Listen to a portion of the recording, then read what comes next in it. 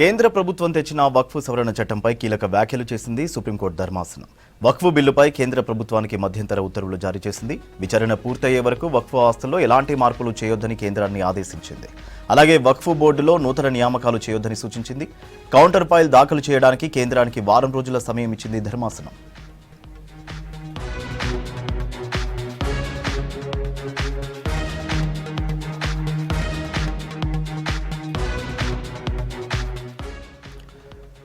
గతంలో వక్ఫ్గా న్యాయస్థానాలు ప్రకటించిన ఆస్తులను ప్రస్తుతానికి వక్ఫ్ జాబితా నుంచి తొలగించొద్దని సూచించింది సుప్రీం ధర్మాసనం.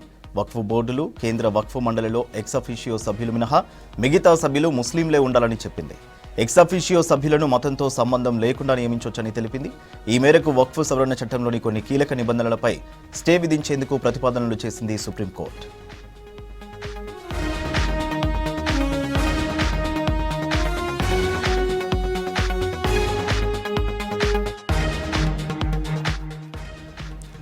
వక్ఫ్ సవరణ చట్టాన్ని సవాల్ చేస్తూ దాఖలైన పిటిషన్లపై రెండో రోజు విచారించింది సుప్రీం ధర్మాసనం. కేంద్ర ప్రభుత్వం తరఫున సొలిసిటర్ జనరల్ తుషార్ మెహతా వాదనలు వినిపించారు. ధర్మాసనం లేవనెత్తిన కొన్ని అంశాలపై వారం రోజుల్లో సమాధానమిస్తామని కోర్టుకు తెలిపారు. అప్పటి వరకు ఎలాంటి నిర్ణయాలు తీసుకోమని చెప్పారు. కేంద్రం కౌంటర్ దాఖలు చేసేందుకు వారం రోజుల గడువు అడిగారు తుషార్ మెహతా. తదుపరి విచారణ వరకు వక్ఫ్ ఆస్తులు డీనోటిఫై చేయబోమని తెలిపారు. దీంతో తదుపరి విచారణను మే 5వ తేదీకి వాయిదా వేసింది సుప్రీం ధర్మాసనం. అలాగే పెద్ద ఎత్తున ఉన్న పిటిషన్లపై విచారణ సాధ్యం కాదని తెలిపింది. కేవలం 5 ప్రధాన పిటిషన్లను మాత్రమే విచారిస్తామని తెలిపింది ధర్మాసనం.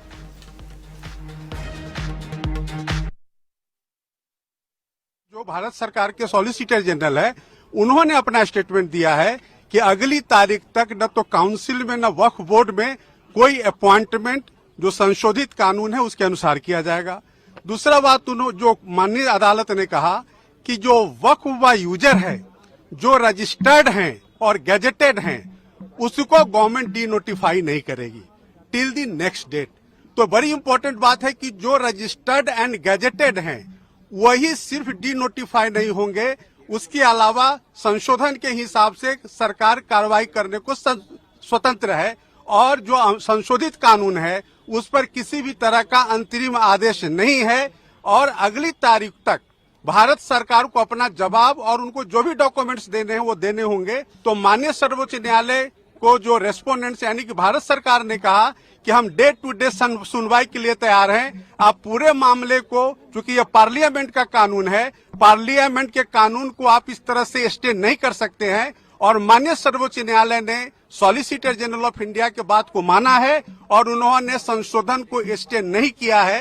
सिर्फ उन्होंने उनके 2 पॉइंट पे सॉलिसिटर जनरल के बात को रिकॉर्ड पे लेकर के और अगली तारीख 5 मई मुकर्रर कर दिया है और 5 मई से इस मामले की सुनवाई शुरू हो जाएगी। जो रजिस्टर्ड नहीं है, जो गैजेटेड नहीं है, उसको सरकार संशोधन कानून के हिसाब से डी नोटिफाई कर सकती है। सर, आप किसके लिए अपीयर हुए थे? मैं हिंदू सेना और हिंदू महासभा 2 हमारे एप्लीकेंट्स थे, उनकी तरफ से मैं संशोधन के समर्थन में हाजिर हुआ। Supreme Court has said that the Central Waqf Council and the State Waqf Boards will not be constituted. Waqf by user cannot be deleted. Now there are other provisions also which we as a party have come to the Honorable Supreme Court that calling it unconstitutional.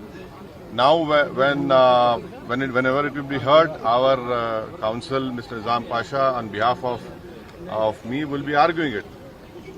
As you know very well that during the deliberations of the Joint Working Committee, I have given a Dyson report opposing all the amendments that were proposed by the government. And during the debate in the Parliament on the consideration or passing of that bill, I have opposed each and every amendment. I have called it unconstitutional.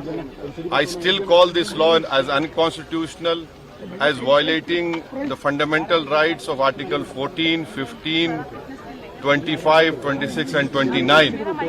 So our legal battle will continue to ensure that this act, against this act will continue.